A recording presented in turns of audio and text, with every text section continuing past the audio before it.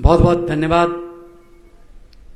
दीसा इलाके के भारी संख्या में अपने बच्चों के उज्जवल भविष्य के लिए, रोजगार के लिए, बुजुर्गों के इलाज के लिए और गुजरात की तरक्की के लिए एक एक कदम आप चल के आए। हमारे सर माथे पर सबको मेरा प्रणाम, नमस्कार, सत श्री अकाल। अरविंद केजरीवाल जी बैठे हैं जिन्होंने देश की राजनीति की दशा और दिशा बदल दी। हमारी गुजरात की पूरी टीम बैठी है, वो लोग बैठे हैं जो देश के लिए कुछ करना चाहते हैं। वो लोग बैठे हैं जिनको पैसे कमाने की इच्छा नहीं है, राजनीति को धंधा बनाने नहीं आए। हम इनका धंधा बंद करने आए हैं, जिन्होंने राजनीति को धंधा बना रखा है। अरविंद केजरीवाल जी इनकम टैक्स के कमिश्नर थे। हिसार जिले में, हरियाणा में फर्स्ट आए थे। एक ही स्टूडेंट आया था जो चुना गया था पूरे जिले से। इनकम टैक्स के कमिश्नर थे, चाहते तो बहुत पैसे कमा सकते थे, लेकिन जुनून था कि देश में बदलाव लाना है। इस्तीफा देकर उसी दफ्तर के बाहर कुर्सी लगाकर बैठ गए। अंदर कोई रिश्वत मांगे तो मुझे बताना। तो ये जुनून है। तो गुजरात में आंधी चल रही है, तूफान चल रहे हैं।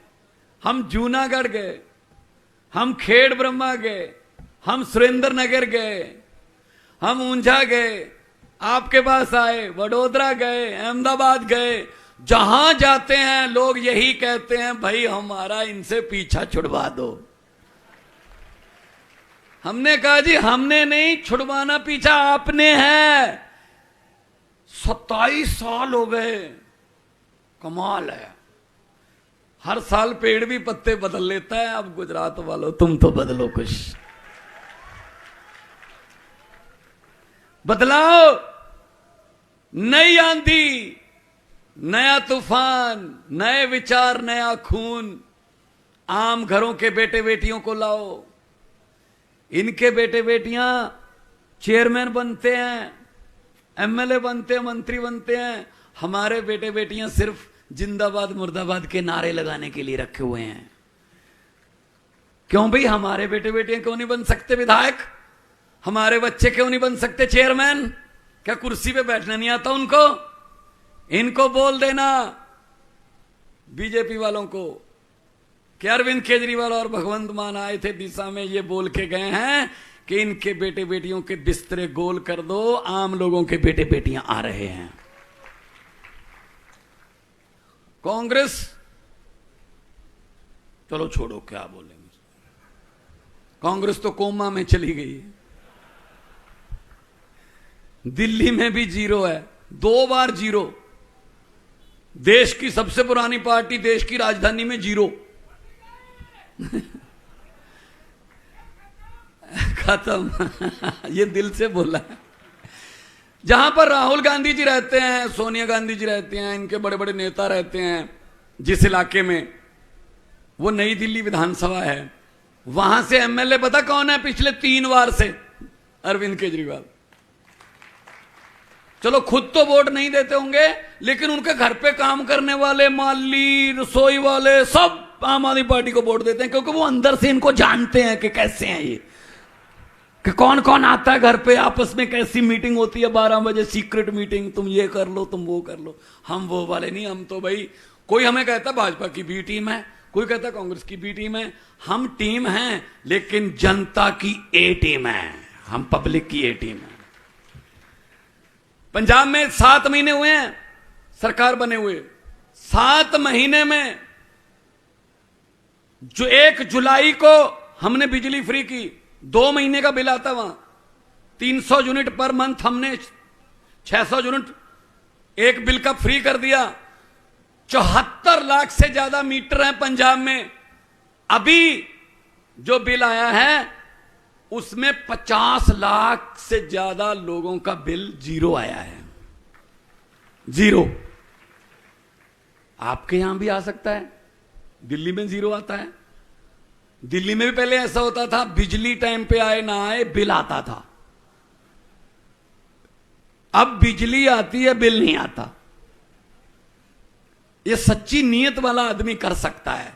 कोई खजाना खाली नहीं होता। खजाना खाली पब्लिक के लिए, बस इनके बेटे बेटियों के लिए कोई खजाना खाली नहीं है। तो मैं तो यही कहने आया हूं आपको। अभी हमारे यहां 14, 15, 16 अक्टूबर को पंजाब पुलिस के पेपर हुए। Constable, sub inspector, head constable, लाखों बच्चे इम्तिहान देके आए हैं। एक भी पेपर फूटा नहीं है। यहां दिल्ली में पेपर नहीं फूटता, क्योंकि पेपर फूटा सपना टूटा। और यहां पेपर फूटने के अलावा कोई काम ही नहीं है। मुझे तो पता चला 2015 से सब पेपर, अभी बीबीए का, बीकॉम का पेपर फूटा है। फिर युवाओं का दिल टूट जाता है कि क्यों पढ़ाई करें यार, पेपर फूटता है, बड़े बड़े लोग जो हैं वो पास हो जाते हैं। तो मैं तो यही कहने आया हूं कि बदलाव, परिवर्तन। मुझे एक युवा मिला, मैंने कहा गुजरात वालों को क्या चाहिए? कहता जी चेंज। मैंने कहा जी चेंज कौन है? कहता जी आम आदमी पार्टी। मैंने कहा कांग्रेस चेंज नहीं है? कहते नहीं जी कांग्रेस चेंज नहीं, कांग्रेस तो एक्सचेंज है। वो तो किसी के 4 काम हो गए इधर से खरीद लो, किसी के 5 काम हो गए इधर चले गए। वो तो मतलब विधायक बेचने वाली कंपनी बन चुकी है। गोवा में बिक गए, महाराष्ट्र में बिक गए, कर्नाटका में बिक गए। तो वोट खराब मत करना। बिकने का मतलब है वो आपके वोट की कीमत डाल रहे हैं, वोट की। और वोट की कोई कीमत नहीं होती। ये शहीदों ने, भगत सिंह, राजगुरु, सुखदेव, चंद्रशेखर आजाद जैसे शहीदों ने जवानी में फांसी के रस्से चूम कर हमको वोट देने का अधिकार लेके दिया है। इसको बेकार मत करना, बेकार मत करना। और शहीद भगत सिंह, उनको कभी भी ये चिंता नहीं थी आजादी आएगी या नहीं आएगी। उनको पक्का पता था आजादी आएगी, लेकिन उनको चिंता थी आजादी के बाद देश कौन से हाथों में जाएगा। वो चिंता सही साबित हुई। देख लो 75 साल हो गए। अंग्रेज अभी शर्मिंदा हैं कि हमारे बुजुर्ग 200 साल में उतना नहीं लूट सके हिंदुस्तान को जितना इन्होंने लूट लिया खुद। ये 500 करोड़ का घोटाला, ये 5000 करोड़ का घोटाला, इतने बड़े बड़े घोटाले कि लोगों के भी दिमाग ऊपर उठा दिए। 5-7 करोड़ के घोटाले की तो हम भी खबर नहीं पड़ते। कोई छोटा मोटा चोर होगा, बड़ी बात कर यार, इतना पैसा खा गए ये। मैं तो जब से होश संभाला है, सुबह 9 बजे 15 अगस्त को लाल किले से भाषण सुनता आ रहा हूं। भाई साहब वही भाषण, अफसरों का लिखा लिखाया, रटा रटाया, बेरोजगारी पे चिंता व्यक्त, आतंकवाद पे थोड़ी ज्यादा चिंता व्यक्त, महंगाई पे बहुत ज्यादा चिंता व्यक्त। कहते जी नमस्कार, ये था 15 अगस्त। अरे मेरे देश के वारसों, अब तो लाल किले के कबूतरों को भी भाषण याद हो गए होंगे। अगर हमारी किस्मत नहीं बदल सकते, कम से कम भाषण तो बदल लो। भाषण भी वही चल रहा है, क्यों बदलें? अपने आप बारी आ जाती है। तो आओ इनको ही बदल डालें हम, इनको बदल डालो। एक बटन दबाकर जो क्रांति आ रही है, एक बटन दबाकर झाड़ू वाला। पंजाब में क्रांति आई, दिल्ली में क्रांति शुरू हुई। पहले हम ये कहते थे कि ये 8 साल पुरानी पार्टी है, 2 राज्यों में सरकार है, 10 राज्यसभा के मेंबर हैं। अब एक लड़के ने मेरे साथ फोटो करवाई, उसने ऐसे कर लिया। मैंने कहा ये क्या है? कहते ये गुजरात है। कहते 3 हो जाएंगे अब। तो ये तो फिर आपका फैसला है, जनता का फैसला है। वोट डालने जाओगे, वोट डालकर ये सोच लेना कि आज बच्चों की किस्मत चमका के आए हैं झाड़ू वाला बटन दबा के, वरना 27 साल हो गए, 5 और चले जाएंगे, क्या करोगे? तो पंजाब से बहुत से लोग आते हैं यहां, आप उनसे पूछ लेना। दिल्ली में आपके दोस्त मित्र रहते होंगे, उनसे पूछ लेना। हम जो कहते हैं वो करते हैं, हम जो कर नहीं सकते वो कहते नहीं हैं। 15 लाख आ गया आपके खाते में, हर खाते में आना था, नहीं आया, पंजाब में भी नहीं आया। 15 लाख की बात छोड़ो, जो हमारे घर में 2-4 हजार रुपया पड़ा था खर्चे वर्चे के लिए, नोटबंदी करके वो भी ले गए निकाल के। भाई साहब लाइन में कौन लगा? गरीब लगा ना लाइन में, दिहाड़ी छोड़ के। किसान लाइन में खड़ा था, गरीब रिक्शे वाला खड़ा था। और सबसे बड़ी जो पीड़ित हैं, सबसे पीड़ित कौन है नोटबंदी की? महिलाएं, माएं, बहनें। मां बहनों को ना एक अच्छी आदत होती है, आदत अच्छी है वो, कि वो कई बार अपने पति को बताए बिना कुछ पैसे अलग रख लेती हैं कि इमरजेंसी में काम आ जाएंगे, कभी कोई बच्चे की फीस या कोई आधी रात को कोई बीमारी आ गई, हॉस्पिटल जाना पड़ेगा, रख लेती हैं ऐसे बताए बिना बताए हस्बैंड को, पति को। अब भाई साहब रातों रात नोट बदल दिए, सुबह ना बता सकती हैं ना छुपा सकती हैं।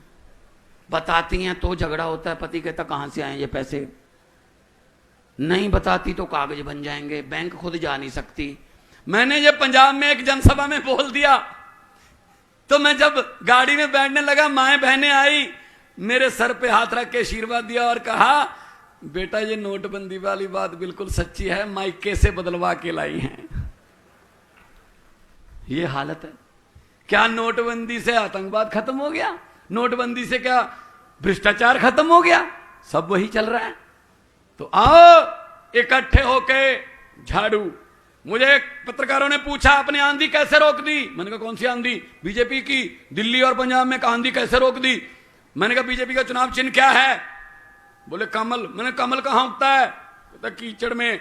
मैंने कहा हमारा चुनाव चिन्ह क्या है? बोले झाड़ू। मैंने कहा झाड़ू क्या करता है? कहता कीचड़ की सफाई। मैंने कहा हमने झाड़ू से कीचड़ की सफाई कर दी, कमल उगे ही नहीं दिल्ली और पंजाब में। अभी कल ही आप इनका हालत देख लो। कांग्रेस का एक मंत्री था, घोटाले करता था खूब, 5 साल उसने घोटाले किए। हमने उस पर उसका नाम अभी जांच में डाला था कि इसकी जांच करो, तो बीजेपी में चला गया।